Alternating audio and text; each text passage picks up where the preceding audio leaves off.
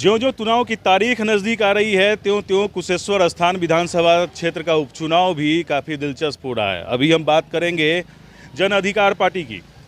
यहाँ से जन अधिकार पार्टी के जो उम्मीदवार हैं योगी चौपाल, ये चुनाव लड़ने का दावा कर रहे हैं, जबकि जन अधिकार पार्टी ने अपना समर्थन कांग्रेस को दे दिया है। कल पप्पू यादव भी यहाँ आए थे, लेकिन जो उनके उम्मीदवार हैं वो अब भी चुनावी मैदान में हैं और वो अपने लिए वोट मांग रहे हैं। आइए बात करते हैं योगी चौपाल जी से। योगी जी, आखिर आपके जो नेता हैं पप्पू यादव, उन्होंने समर्थन दे दिया कांग्रेस को, फिर आप क्यों चुनावी मैदान में फिर अपने लिए वोट मांग रहे हैं?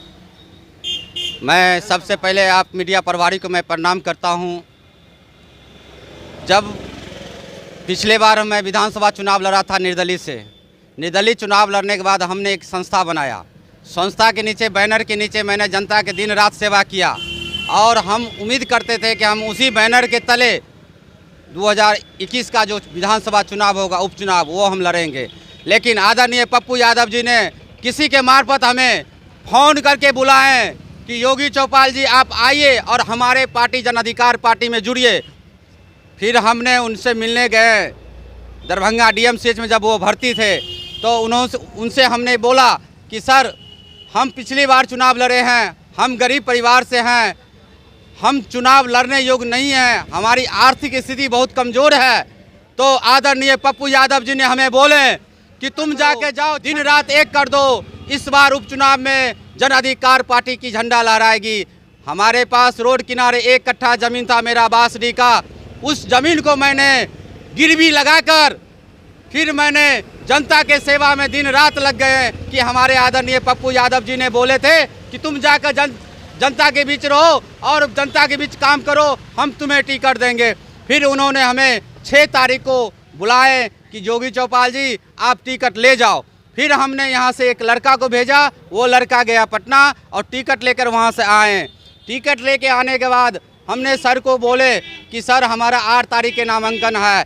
सर बोले ठीक है बेटा, तुम नामांकन कराओ। हम लोग पूरी टीम, पूरी बिहार की जन अधिकार पार्टी का सदस्य से लेकर प्रदेश से लेकर जिला तक का पदाधिकारी तुम्हारे साथ रहेगा और खुल के मैदान में हम लोग लड़ेंगे। फिर हमने नामांकन करवाया। 16 तारीख का डेट था वापसी का, लेकिन तब तक हमें कुछ नहीं जवाब दिए कि तुम्हें ना चुनाव लड़ना है या कि नहीं लड़ना है। फिर हमने नामांकन वापसी का भी डेट खत्म हो चुका। फिर मैंने अपना सारा बैलेट पेपर, पोस्टर उस्टर सारा छपा 22 तारीख को हमें पता लगता है कि हमारे राष्ट्रीय अध्यक्ष आदरणीय पप्पू यादव जी ने कांग्रेस को समर्थन किया है। लेकिन हम समर्थन को नहीं मानेंगे, इसलिए फिर मैंने निर्वाचन आयोग से फ़ोन किया कि सर हमारे पार्टी समर्थन कर दिए, क्या हम चुनाव नहीं लड़ सकते? कहा नहीं, आप बेशक चुनाव लड़ सकते हो, चुनाव आप लड़ सकते हो, संबल आपके हाथ में है।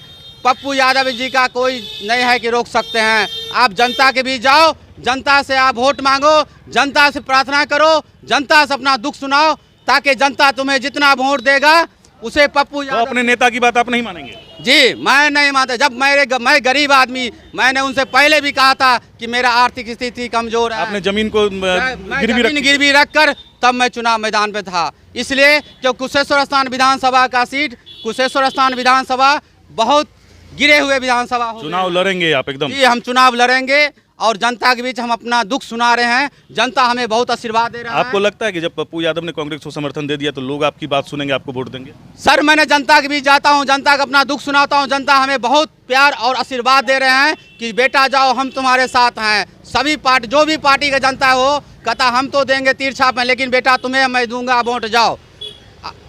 आशीर्वाद हमें फुल मिल रहा है और हम चुनाव जीत रहे हैं। अरे पप्पू यादव जी तो कहाँ फंस गए कांग्रेस के। कांग्रेस इस बार 6ठा नंबर पे जाएगा बिहार, यहाँ कुशेश्वर स्थान विधानसभा में। कांग्रेस का कोई ओहेज नहीं बचा है।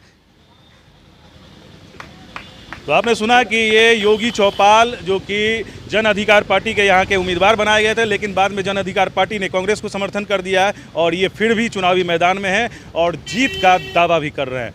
आखिर क्या होगा फैसला, ये तो आने वाला वक्त बताएगा, लेकिन फिलहाल योगी चौपाल चुनावी मैदान में डटे हुए हैं और चुनाव लड़ रहे हैं।